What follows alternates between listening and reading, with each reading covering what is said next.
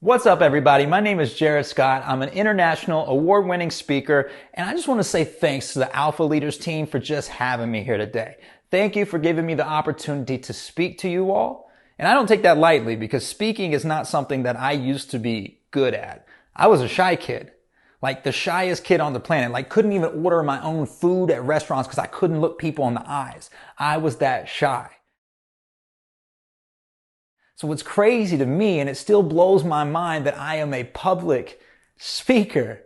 And so today I want to talk to you about overcoming your fears, overcoming those fear barriers in your life that are standing between you and your full potential. I want to talk to you about managing your mind and your emotions, about mental health. I want to talk to you about getting connected and building a positive community around you.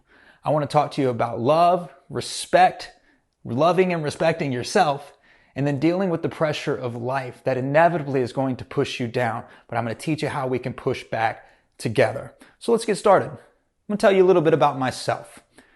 Grew up a shy kid. I had split parents. A lot of you know what that feels like. My parents were just kids in high school when they had me. So they were really just kids trying to raise a kid, right? It didn't really work out. So they split. They went their separate ways. And that put me in the middle. Now, a lot of you watching this video right now, you know what it's like to be in the middle. Maybe, you're the middle friend and you're trying to keep the peace between both sides. Maybe, you are between two fighting parents. Maybe you're the middle child, whatever. You know what the middle feels like. The middle is a lonely place because in the middle, you have to deal with everybody's emotions. So growing up, I had to deal with mom's emotions. I had to deal with dad's emotions, and I had to just try to deal with my own emotions. The problem was, nobody taught me how to do that. I went to school just like all of you, and I learned math, social studies, science, stuff like that. But nobody taught me how to be happy. Nobody taught me how to manage my mind or manage my emotions. So I didn't manage them at all. I just suppressed them. And what I didn't know was that suppressed emotions over time, it becomes depression. So by the time I was in high school, I was already depressed. I had anxiety, insecurities. The list goes on and on and on. But despite all of my feelings that I felt on the inside, on the outside, it looked like everything was perfect. Every day I stepped out of my house with a big old smile on my face. My friends would ask me if I was okay because they could kind of see through the fake smile. And I'd say the same thing that many of you have probably said thousands of times. I would say that I was fine. I was just tired. And the reason I used that excuse is because it was half true. I was tired. I was tired of pretending that I was okay. I was tired of being tired. And yeah, I wasn't sleeping because my anxiety was keeping me awake, but it was deeper than that. There was deeper questions that could have been asked, but I wasn't willing to go deeper because it meant I had to be vulnerable. And honestly, I thought vulnerability was a weakness. So I stayed on the surface and I put the fake smile on my face and I went on my way day after day after day until finally, one day, I get a call from my best friend. He's crying. He's crying so hard I can't even understand him. I remember I sat on the phone with him for 10, 15 minutes till he finally calmed down and caught his breath enough to tell me what was going on. And he told me that his girlfriend at that time, she had just died by suicide. I was 15 years old. I didn't really know what to say. I was scared of what he was going to do, and I didn't know what I was supposed to do. The only thing that I knew was music. Now that might sound like a weird answer to some of you, but I know some of you watching right now, you get it. Some of you know that when you're going through something in life, you put on your favorite song. You listen to your favorite artist, and then you relate to that artist through your feelings, and then you don't feel so alone in your feelings. And it makes you feel better, and that's why they say music is like medicine. So that night that my friend called me crying, music was my solution. I told him, bro, come over to the house tomorrow. Let's put together a song. And then we could take the song to the schools and we could rap it to the kids and we could let other people know that they're not alone. And the reason I had that idea was because his girlfriend, to me, was the happy girl, the lucky girl, the cool girl, the tough girl, the class clown. Matter of fact, she was the one that would greet you at the door with a smile. She was the one that made us smile. So I realized when I heard what happened to her, I realized that I wasn't the only one wearing the fake smile. I realized that she wore it so well that nobody noticed her. So I immediately thought about everybody else. I thought, how many people are wearing this fake smile, masking their emotions, suppressing their feelings, and they're going unnoticed? And how long until it's too late for them too? So with a sense of urgency, me and my friend, we got together the next day. We put together a song that we called Life Lessons. I remember I really didn't know what to say in the song, so I put myself in her position and I put my emotions into my music. I asked myself, how would it feel if you were her? Because I knew what it felt like to hide behind a fake smile. So I put those feelings into the song. I wrote the song 10, 15 minutes. Felt good about the song. It was done. It was time to take it to the schools. It was time to make a difference. And then all of a sudden, I got a case of the what ifs. I don't know if you've ever had this before, but it seems like every time I got close to telling someone the truth or telling somebody how I felt, it came with a bunch of questions like, what if nobody likes me? What if nobody listens? What if I'm not good enough? And eventually all those spiraling self-doubts, they made me so insecure that I just gave up and I quit. Right there in the studio, I looked over at my friend. I said, bro, I can't do this. I said, I'm the shy kid. Right there in that moment, I labeled myself the shy kid. And I learned something very important. If you label yourself, then you limit yourself. It doesn't really matter what people say about you, but whatever you say about you, that's what becomes true to you. So I labeled myself the shy kid. That meant I had to go back to the back of the class, suffer in silence by myself, tell nobody how I felt. And here's the weird part. I was pretty comfortable doing that. A lot of us have become comfortable in our dysfunctions. That's what the comfort zone is. Every single time we try to step outside the comfort zone, fear hits, we freeze, and we fall back. That's why I call fear a barrier, because it stops us from reaching our full potential. So when fear hit, I fell back to my old ways, my old habits. I went back to what was comfortable. I was going back to being the shy kid. But then I saw the look of defeat on my friend's face. And I realized that this was one of the darkest moments of our lives. And this idea that I had to make a difference, it was like the light at the end of the tunnel, you know? It gave us hope. So when I quit, it was like someone just shut all the lights off. And we lost hope. So my friend, he didn't even say anything to me. He just put his head down because he was disappointed. So I put my head down because I was disappointed in me too. I didn't know what to say. And we sat there in the studio, 10, 15 minutes goes by. We're sitting in silence. Nobody's talking. It starts to get awkward. So I just pushed play on the song and I had the song playing on loop. 10 more minutes goes by. He still hasn't said anything to me. And then all of a sudden, there's this random knock at the studio door. I go and I answer it. There's this random lady there. To this day, I don't even know her name. I don't know why she was there. The only answer that I have to this story is fate. Like it just had to happen.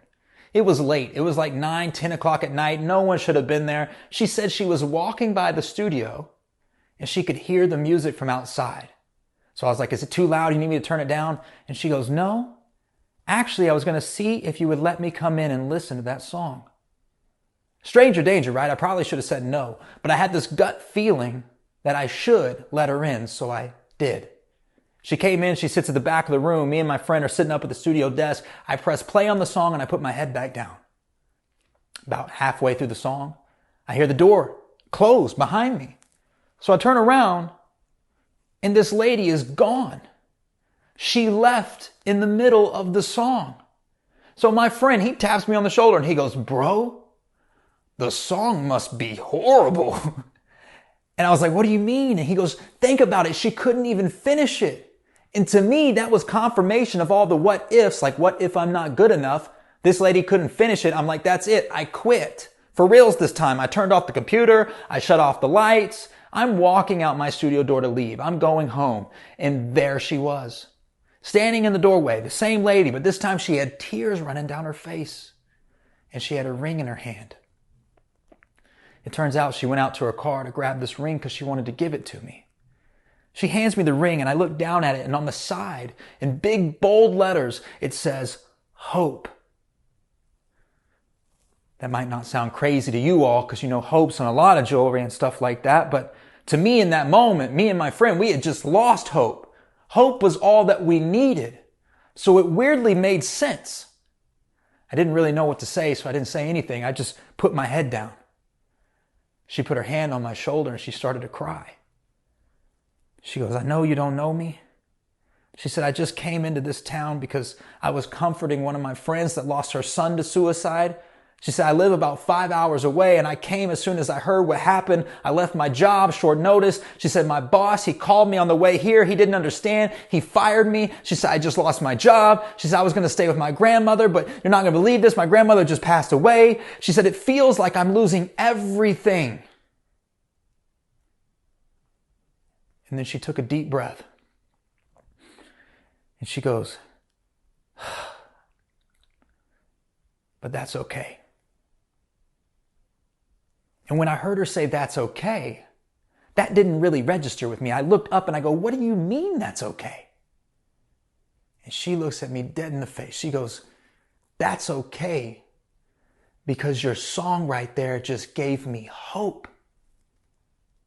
She goes, I believe that's all we need. All we need is hope. And that right there became the hook of my song. It goes, all we need is hope. All we need is help. All we really need is someone just to care about someone else. Is that too much to want? Is that too much to ask? We could make a bright future from a really dark past. And I believe that because in that moment I realized what real hope is. When I was a kid, I thought hope was like a wish. I thought it was what you said to somebody when you didn't know what to say. You know, I'm not traveling around the country telling kids, hey, I hope you graduate. No. Hope is deeper than that. To me, you are hope. I am hope. We are hope. Stephen Hawking, he had a saying, where there's life, there's hope. It's through the things in life that you go through that make you who you are. And then when you tell people the truth, it gives them hope. But here's the truth, ladies and gentlemen. The truth is not just what you're going through and what you've gone through. It also includes how you're feeling and how you're dealing with it. So if you're not talking about your feelings and you're not telling people the full truth and you're not fully connecting to the people around you, that's why you may be able to sit in a room full of 500 people and still feel alone. Because you're alone in your feelings. But when you tell people the truth, it gives them hope. So if you're holding back the truth, holding back your stories, holding back your feelings, then what you're really doing is you're holding back hope from yourself and from everybody else. But I'm here today to tell you that if you could overcome that fear barrier in your life that's stopping you from telling the truth, then even the deepest, darkest moments in each and every one of your lives has the potential to one day become that light at the end of the tunnel for somebody else. If you have the courage and the confidence to stand up and tell your truth. And the good news is, courage and confidence, it's like currency. It can be exchanged. It can be borrowed. I learned this the very first time I stood up on the stage. 15 years old, I was still the shy kid. As soon as I stood up on the stage, the lights hit and fear hit and I froze. I almost went back to being the shy kid. But that day I decided to do something I'd never done before. I didn't have a script. I didn't know what to say. I didn't know what to do. I simply just told the truth. I told everybody in that audience the story that I just told you about my friend that lost her life. I told them how I was feeling and how I was dealing with it. Afterwards, students of all ages, even the principal came up and said, Jared, that story of your friend that lost her life, it just changed mine. I had a little girl around my age say, Jared, that story saved my life.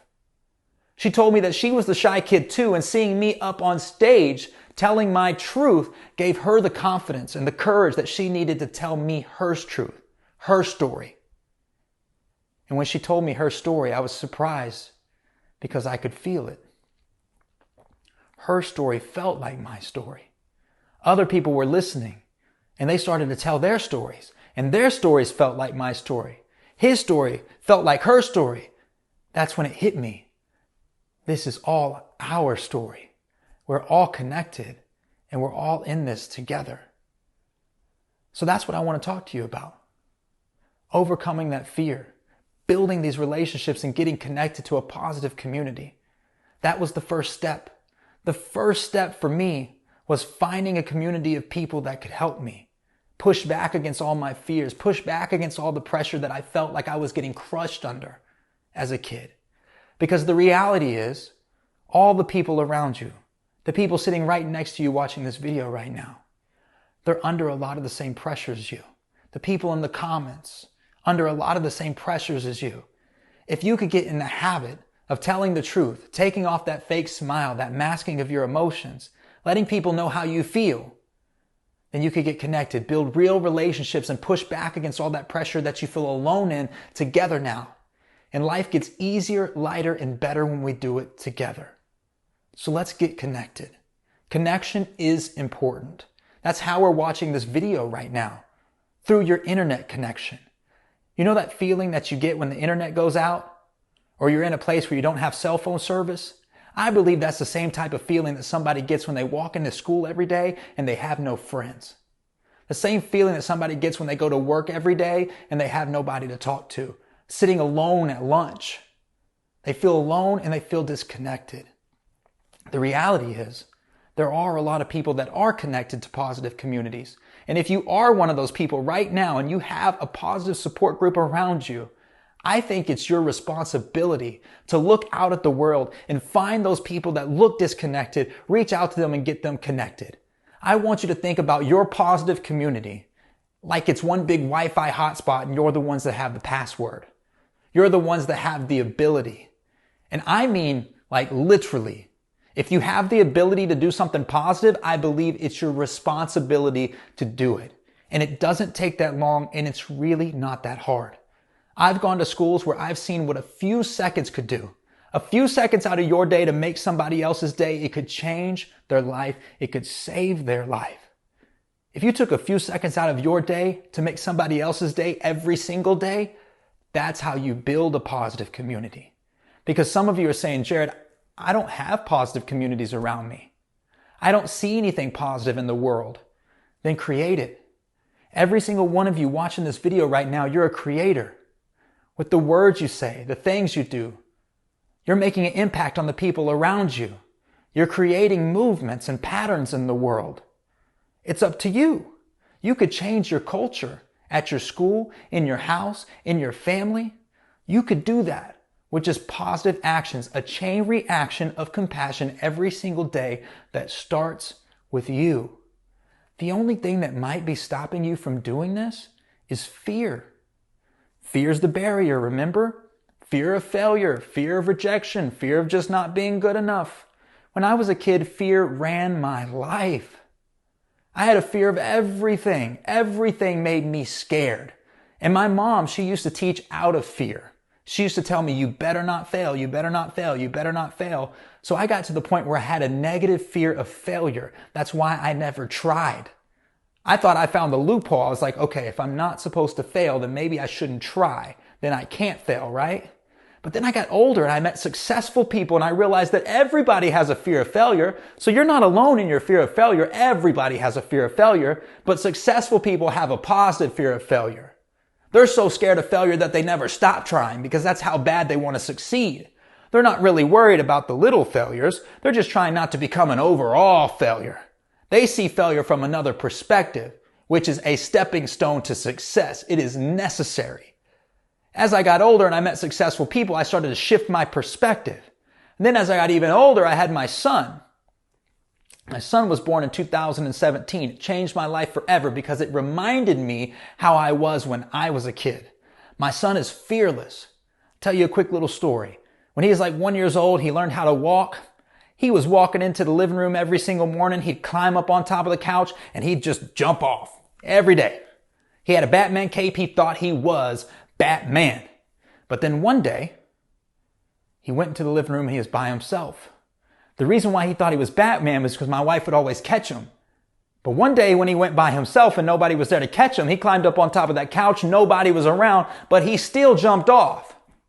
You already know what happened. Man hit the ground. Poof.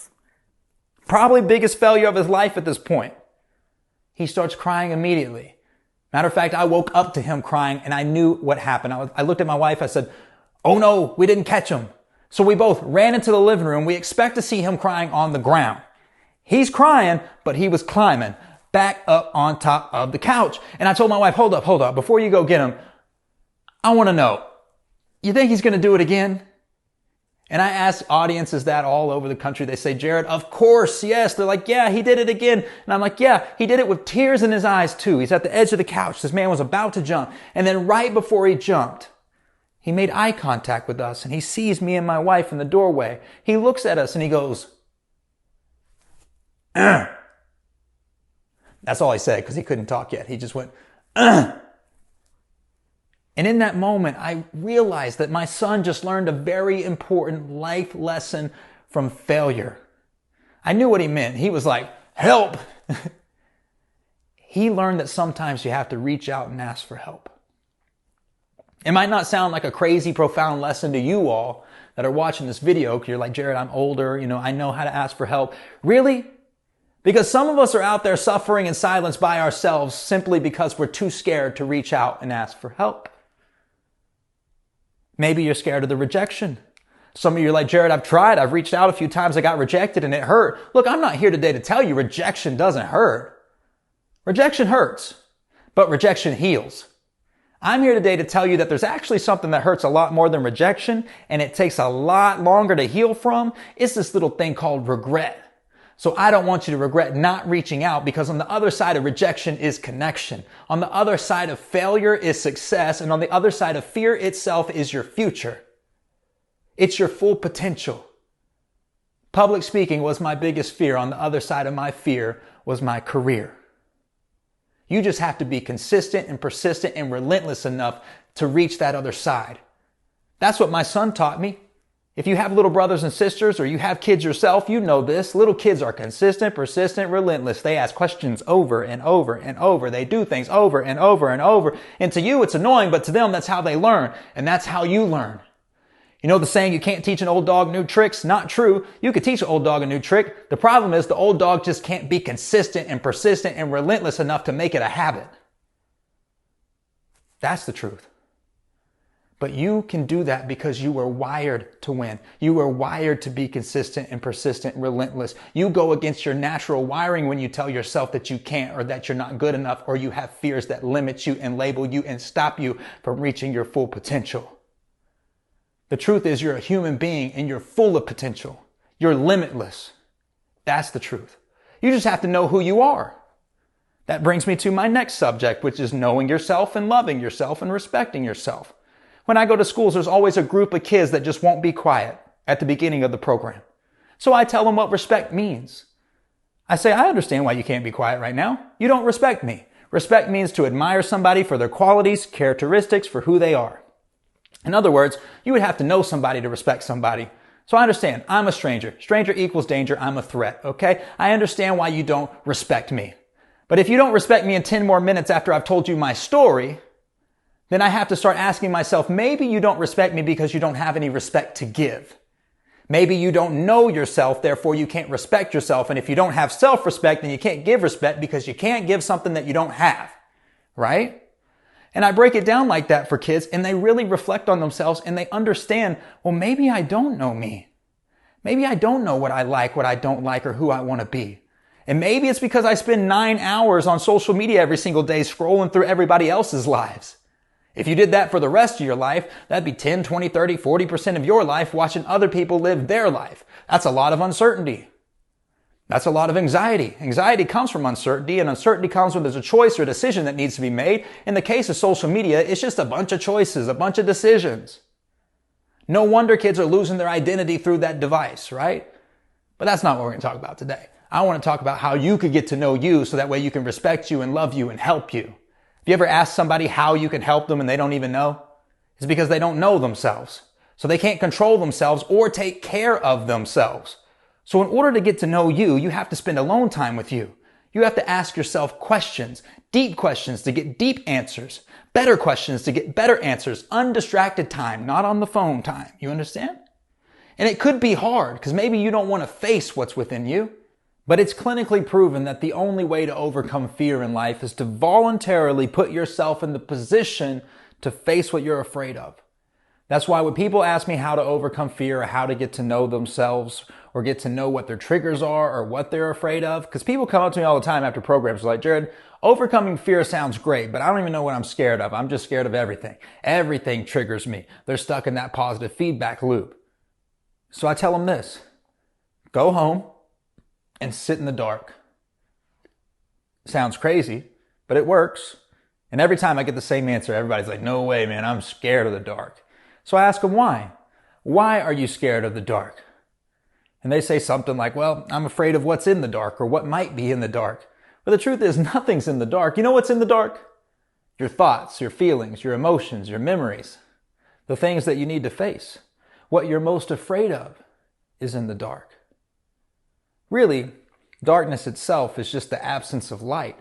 So I shift their perspective. So you're not afraid of the dark. You're just afraid of being separated from the light. And the light is the truth. We know this because we say things like, bring it to the light. That means tell the truth. Don't leave me in the dark. That means don't lie to me. So maybe you're just afraid of being separated from the truth. Lies die when the truth is told. That's why the truth hurts. That's why it's hard to face the truth sometimes. Because maybe you put your identity in a lie. Maybe you're pretending to be somebody you're not. Maybe you're pretending to be fine. I'm just tired, remember? Maybe that's what you say to somebody when they ask you if you're okay. You hide behind a lie, and you've created personas, and you're acting like you're somebody else, and you're living a lie, so the truth would literally get rid of your identity. And then you'd have to figure out who you are. Then you'd have to face the uncertainty in the dark. And I've made that a real habit. I do it all the time. I don't ask people to do things I wouldn't do myself. I sit at home in the dark with my thoughts and I face my feelings. It works because in the dark, my mind reminds me of the people that have hurt me, that I need to forgive. My mind reminds me of the traumatic experiences of my childhood that I need to change my reaction to, that I'm still a victim to. And I have learned through schooling and through experience that the only way to heal and detach negative emotions from a traumatic experience is through forgiveness. And people don't want to hear that. People all the time say, Jared, really, I have to forgive the person that hurt me? Like, yeah, because they're still hurting you. You're still holding on to negative emotions for them. Justifying somebody else's wrongdoing takes away the need for forgiveness in the first place. So if you told yourself that you deserved it, then you didn't really forgive the person that hurt you. Even if you did deserve it, you have to forgive them and then forgive yourself. Because we hurt us more than anybody else. But forgiveness is how we detach negative emotions and we forgive and not forget. We forgive and remember peacefully. And that's important because that's your purpose. I believe that that's our purpose in life, is to forgive and remember peacefully, because that's how we help others. That's how we tell our story without breaking down.